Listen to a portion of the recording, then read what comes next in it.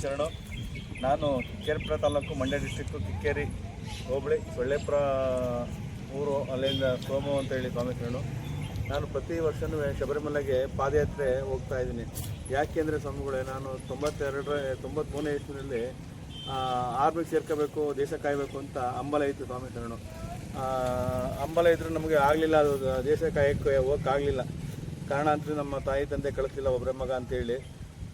ಇವಾಗ ಸ್ವಾಮಿ 9ನೇ ವರ್ಷದಿಂದ ಅಯ್ಯಪ್ಪನ ಪಾದಯಾತ್ರೆ ಮುಖಾಂತರಲಾದರೂ ನಮ್ಮ ದೇಶಕ್ಕೆ ಒಳ್ಳೆಯದಾಗಲಿ, ನಮ್ಮ ದೇಶದ ಮಾನವರು ಸುರಕ್ಷಿತವಾಗಿರಲಿ, ಉಗ್ರಗಾಮಿಗಳಿಂದ ಏನು ತೊಂದರೆ ಆಗದೇ ಇರಲಿ ಅಂತ ಪ್ರತಿ ವರ್ಷವೂ ಪಾದಯಾತ್ರೆ ಹೋಗ್ತಾ ಇದ್ದೀನಿ ಸ್ವಾಮಿ.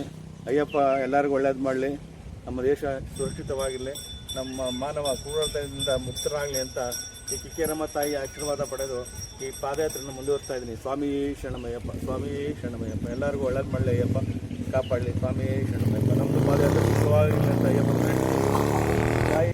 ಅಯ್ಯಪ್ಪ ನಾನು ನೀಗ ಜಸ್ಟ್ ಕೇಳೋ ಸಂಬಳ. ಸ್ವಾಮಿ ಶರಣಮಯ್ಯಪ್ಪ, ಸ್ವಾಮಿ ಶರಣಮಯ್ಯಪ್ಪ, ಸ್ವಾಮಿ ಶರಣಮಯ್ಯಪ್ಪ, ಸ್ವಾಮಿ ಶರಣಮಯ್ಯಪ್ಪ, ಸ್ವಾಮಿ